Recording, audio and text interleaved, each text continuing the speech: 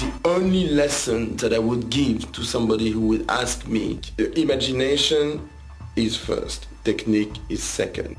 If you restrain yourself because of your technicity, you do boring things at the very end.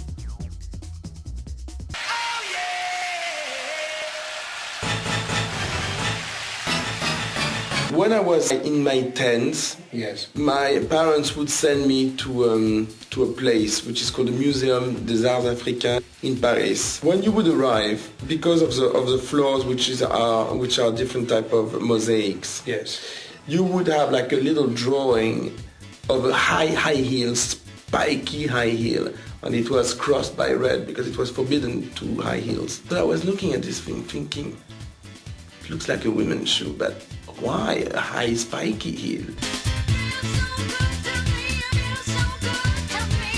But I was sort of obsessed by this shoe, let's say. I would design always this shoe, the same one, with different things, but always with a heel in profile, high heel, etc. And because of that, I started to have people, like looking at me like, the mad shoe guy. And so giving me things, information about shoes. Clear. And so it was funny because I couldn't care less actually of the shoes at the very beginning. Till the moment where some nice guy, gave me a book about shoes, which was an exhibition of a shoe designers called Roger Vivier from the 30s till the 70s. The master. The book. So I looked at that and I thought, oh my God, it can even be a real job. I never even thought about it. How old were you when you got this book? 14.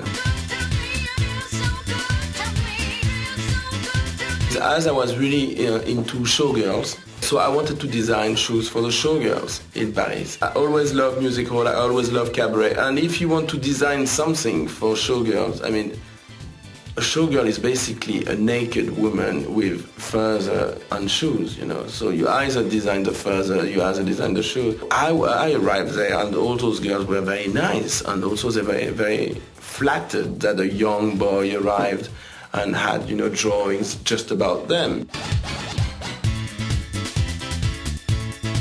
At the beginning, they are classical dancer. Yes. So they have le sein en poire, the breast in pier, what we call in pier, meaning not round like that, but going like this and going like that, Okay. Coming back. Yes. Waist. Yes. And the ass of a dancer. Yes. And they're quite short in general. The showgirl is really about the glory of a woman, not the glory of a child, not the glory of a young girl. It's the glory of the woman.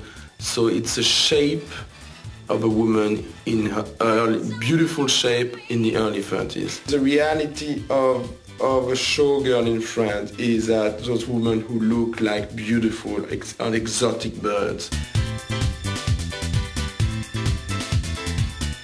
I had a lot of fun and I had a lot of my experiences coming from there because, showgirls, when they're talking of shoes, to them it's a very important item, it's like a weapon to them. The shoe which carries a woman. Yes. So it has to be very well done, it has to be a very good balance, it has to, to marry the arch very well, it has to show the maximum of leg, it has to extend them to the maximum, it has to camber them, it shows more the breast because they really camber, it's a whole gesture. So I decided to call the Maison de Couture. Just, looked at the name and there was the name of this woman called Hélène de Mortemart. And she received me and she just came back from a trip in Charles Jourdan because Charles Jourdan was designing the shoes, fabricating for her.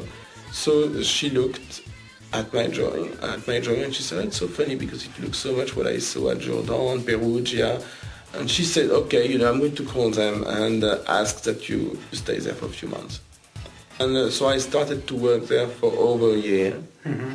I learned how to do the patronage, the patronizing, the modelism, etc. And how to do a heel, how to shape a heel, how to camber boots, and this technical.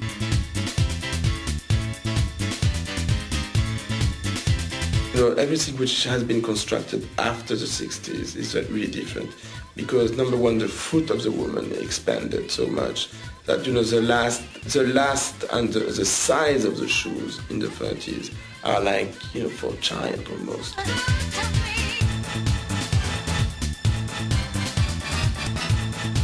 The technique must be at the service of imagination, Yes. and not the opposite. And the problem with the big technicians, if you start by the technique, is that you put all your imagination in improving technicity. Yes. So it has nothing to see with design. It doesn't touch people. You know, if a woman looks at a shoe in a shop and she wants to buy it, Yes. she's longing to have it and she desires it. It's not because there is one screw in the heel. But when I'm designing, it can come from this carpet, it can come from things that I like, but it's not coming from fashion.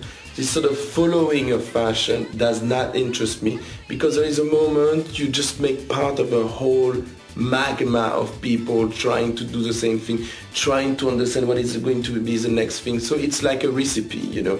It's been gold, now it's going to be silver. It was pointy, now it's going to be round. It shouldn't be, I'm not thinking in those terms. How do you see yourself?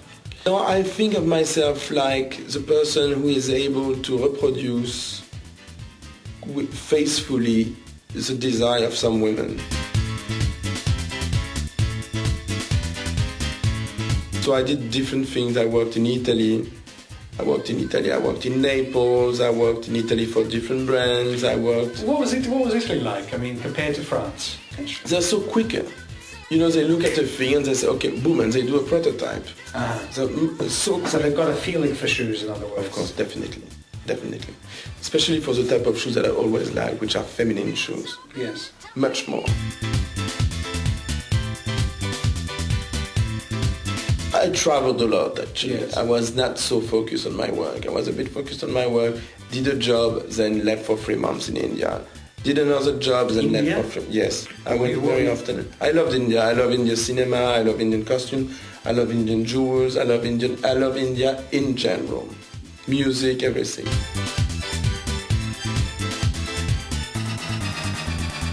At one point, I was employed by the Museum of des Arts de la Mode, yes, to take care of Roger Vivier's exhibition. I had met him already. I had met him like 2 or 3 times, but I was too under shock to be able to sort of, say more than 3 words. And also he was totally deaf. So, between someone who has problem to speak and someone who is deaf anyway. And so we worked together in '88 for the preparation of his exhibition. And at this point we became very close.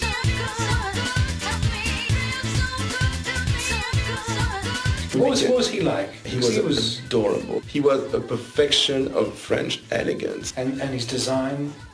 Wonderful. He was a sculptor. Roger was able to do just a sketch, just what you needed, not more. He was able to do the most complicated, sophisticated, elaborated, hyper-colored shoe, and he was able of the opposite. But I never worked for him as an assistant. I was his driver, I was his secretary, I was his translator, I was his cook, I was his messenger, I was his toy, anything. But I never was assistant in the sense that I never drew for him. How do you get inspired? Where does it all come from? Everywhere. It really depends. You find a nail in the street and it comes out to be a very good shoes. And I'm never stopping. Your eyes has to be almost always in alert.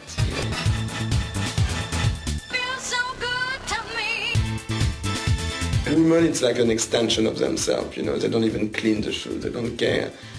They just love to have the shoes and they're crazy about shoes, etc. But they're not fantasizing. And men, it's really men who are fantasizing.